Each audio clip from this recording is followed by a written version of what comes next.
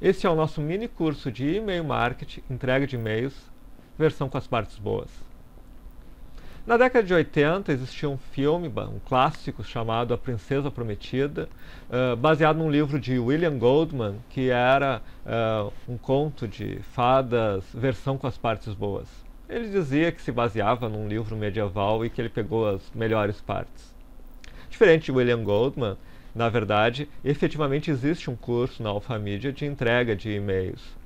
E aqui, por partes boas, eu me refiro, na verdade, àqueles aspectos que não são tão técnicos, que não são de interesse de um profissional de TI.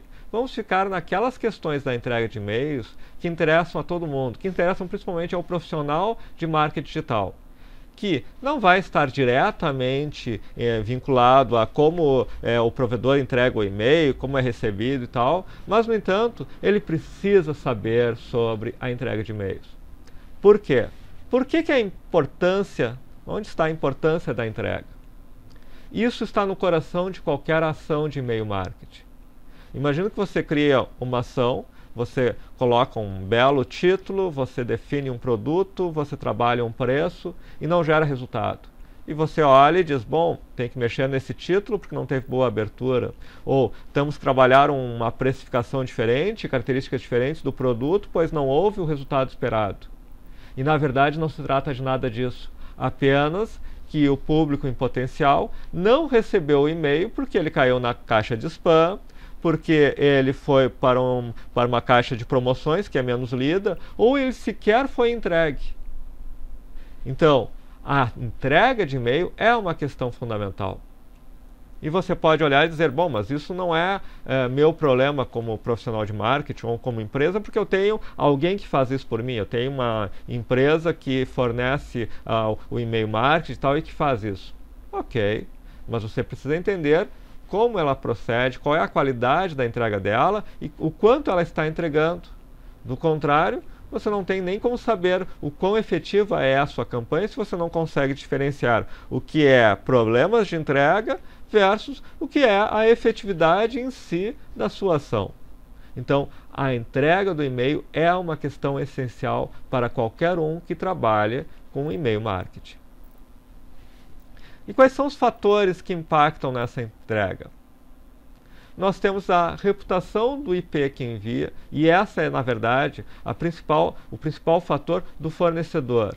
O IP, que se trata do endereço de por onde saem os e-mails, que em geral não é um problema seu diretamente, é um problema do fornecedor, mas este é um grande fator para definir se o e-mail vai ou não abrir na caixa de entrada do cliente. Ou seja, quem envia para você o e-mail é um dos fatores principais. Existem provedores com melhores e piores taxas de entrega, e no final dessa videoaula nós vamos chegar no aspecto de como entender isso, como definir o seu provedor, como testar ele, etc. Temos questões da reputação do domínio. Você eventualmente pode achar que a culpa é do provedor, mas na verdade, principalmente no Gmail, por exemplo, é o seu domínio que tem uma baixa reputação. Então, o Gmail não recebe muito bem e-mails que vêm de você, independente de por onde você envie eles. Existem os textos na mensagem e os links na mensagem, que eventualmente você manda um e-mail que entra na caixa de entrada e você manda um outro e-mail que não entra. Por quê? Porque pequenas definições do texto, uso de determinadas palavras, links, etc., podem afetar na entrega, na recepção desse e-mail. E o que eu chamaria da reputação do autor? O que é isso? Alguns mecanismos como o Google vão muito além do domínio. Eles conseguem, por outras estratégias, nós falamos um pouco sobre isso nos cursos mais completos, sobre entrega de e-mail, que mesmo que você não use um outro domínio, ele ainda identifica, não, mas é você mesmo que está enviando. Você já enviou um spam no passado e agora você está enviando um e-mail por outro domínio, mas eu sei que é você, porque tem o mesmo endereço embaixo, porque você está apontando um link para o mesmo lugar, ou outras técnicas. Mas a nossa questão maior aqui, que nós vamos concentrar, é no fornecedor que faz a entrega do seu e-mail. Esse é o objetivo deste minicurso. O que não é foco aqui, mas convém lembrar. Primeiro, A sua reputação é essencial e existem coisas que prejudicam a sua reputação. Quando você manda um e-mail e alguém marca ele como spam, isso gera um impacto na sua reputação. Se você manda e-mails para e-mails que não existem ou que não existem mais, se você manda um grande número de mensagens para e-mails que estão errados, que são muito antigos, etc., também impacta. Existem spam traps, nós temos alguns vídeos só sobre isso, que são mecanismos dos provedores para identificar que você está enviando um e-mail para quem não se cadastrou. E mesmo assinantes que não interagem. O e-mail existe, a pessoa existe, ela recebe seu e-mail, mas ela nunca abre ele. Até isso, até o fato de que a pessoa não abre seu e-mail, impacta negativamente na reputação. Se você manda um e-mail para 10 mil pessoas e quase ninguém lê eles, quase ninguém se interessa por eles, o provedor olha e diz: esse cara manda e-mails que não são interessantes. Eu vou começar a tratá-los como spam porque ninguém quer ler esses e-mails. E naturalmente disso deriva algumas ações recomendadas. Não comprar listas, remover assinantes que não interagem depois de um certo tempo, enviar e-mails que sejam de interesse para as pessoas. Mas, de novo, isso é uma rápida passada, porque esses conceitos são essenciais para qualquer estratégia de e-mail marketing, mas não é o nosso foco principal aqui. Nosso foco é a reputação do fornecedor que envia e-mails para você. E aí nós temos que entender uma questão fundamental nisso. E aqui eu vou usar um velho ditado que é: eu não entraria em nenhum clube que me aceitasse como sócio. No fundo, esse é o grande dilema quando você contrata um provedor de e-mails, pois você tem dois fatores essenciais e que impactam, que são relevantes, mas que são mutuamente antagônicos, que é: quão flexível ele é em aceitar os seus e-mails. Esse provedor vai aceitar a sua base de e-mails. Você pode pegar a base de e-mails que você tem, que pode ter uma qualidade melhor ou pior, colocar nesse fornecedor para ele enviar. Alguns aceitam qualquer base de e-mails, outros são mais restritos. Quanto mais ele aceitar a sua base, teoricamente melhor. Mas por outro lado, qual é a qualidade de entrega dele? E a grande questão é que, em geral, quanto mais flexível ele é em receber seus e-mails, tende a ser pior a taxa de entrega dele. Vamos ver por que isso. Na verdade, se ele aceita e-mails que não são validados, que são e-mails de spam, isso vai significar que ele vai ter mais dificuldade de ter um respaldo nos provedores de e-mail de que ele envia e-mails de qualidade. Por outro lado, se ele só aceita e-mails de qualidade, e-mails que foram cadastrados, etc., os provedores vão entender que ele efetivamente envia e-mails assim. Quando você colocar os seus e-mails lá, eles vão chegar na caixa de entrada dos clientes. Por outro lado, é o provedor que vai dizer: não, mas você não pode me mandar e-mails que sejam spam, porque senão a minha qualidade vai ser impactada, não só para ti, mas para todos os outros clientes meus. Então, você tem todos os provedores de e-mail, de uma forma ou outra, vão de um extremo ao outro, em que eles podem, num lado, um extremo, você ter aqueles provedores de e-mail que efetivamente focam praticamente nos clientes que enviam spams, que são aqueles que aceitam qualquer e-mail. Você pode ter qualquer tipo de e-mail que o fornecedor vai enviar para você. Você pode comprar uma lista, colocar nele e ele vai enviar. Esse é um extremo, certo? E esse é o extremo em que você vai ter, teoricamente, uma pior taxa de entrega. Num outro extremo, você vai ter aquele provedor que só aceita e-mails que foram cadastrados através deles e ainda com duplo opt-in. Quer dizer, alguém cadastrou o e-mail, foi enviado um e-mail para a pessoa dizendo: você realmente se cadastrou nessa newsletter ou para receber esse e-mail, você realmente autorizou? E ele diz: sim, eu realmente autorizei. Neste lado, vamos ter uma excelente taxa de entrega, mas por outro lado, talvez não seja adequado para a sua base de e-mails, porque você de repente tem e-mails, você quer enviar eles, e esse provedor vai dizer: não, eu só vou aceitar dentro destas condições. E obviamente você tem todo um range, todo um espectro de provedores no meio do caminho entre o extremo de alguém que aceita tudo aceita inclusive que você envie spams, mas tem uma péssima taxa de entrega num extremo, e num outro extremo, alguém extremamente restritivo que só aceita e-mails com duplo opt-in, mas que tem uma excelente taxa de entrega justamente por ser extremamente rígido. Bom, e não necessariamente um único fornecedor vai ser ideal para todas as suas estratégias de e-mail. Na verdade, talvez você nem deva usar um único domínio para envio dos e-mails. Alguns provedores, inclusive, recomendam isso, que você faça uma distinção muito forte entre o que é a sua ação de marketing por e-mail, os e-mails que você manda de newsletter, de ações promocionais, e aqueles e-mails transacionais. O e-mail transacional é aquele que, em tese, o provedor deveria receber e que é mais crítico para você se for bloqueado. Você está lá, alguém mandou um e-mail, você escreve um e-mail e responde. Você quer que chegue àquela pessoa. Agora, imagine que você use o mesmo fornecedor, o mesmo domínio, tudo igual, para esse e-mail que você está respondendo para essa pessoa e para uma ação extremamente agressiva de marketing digital, para uma lista talvez comprada de e-mails, ou pelo menos para uma lista que você não tem uma manutenção 100% adequada e que eventualmente há pessoas que não querem receber. O provedor de e-mails não sabe distinguir um do outro. Ele, de repente, no momento que ele bloqueia a sua lista, diz que você é um spam pela sua lista, ele também está bloqueando seu e-mail transacional. Importante ter cuidado. Se você vai criar estratégias mais agressivas de ações de marketing, cuidar para que elas não impactem naqueles seus e-mails do dia a dia. A rigor, se fôssemos dividir em grandes grupos, nós temos aquele e-mail que você está respondendo, enviando, interagindo diretamente com uma pessoa. Aquelas automatizações, ou seja, aqueles e-mails que são enviados em sequência, mas que resultam de uma ação da pessoa. Por exemplo, ela baixou um material, ela se cadastrou no evento e você está enviando 1, 2, 3, alguns e-mails. Olha, o evento começa tal dia, olha, o evento já começou, olha, o evento terminou, mas temos um vídeo gravado sobre o evento.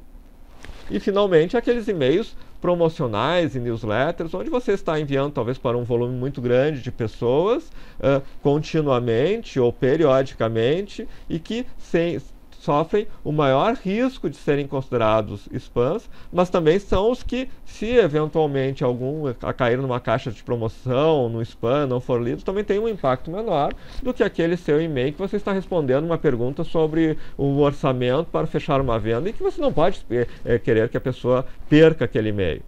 Então é importante entender que diferentes estratégias podem ter requisitos diferentes e você tem que ter muito cuidado de não misturar, principalmente, claro, o ideal é que você tenha a melhor taxa de entrega em tudo, mas principalmente naquilo que são e-mails transacionais.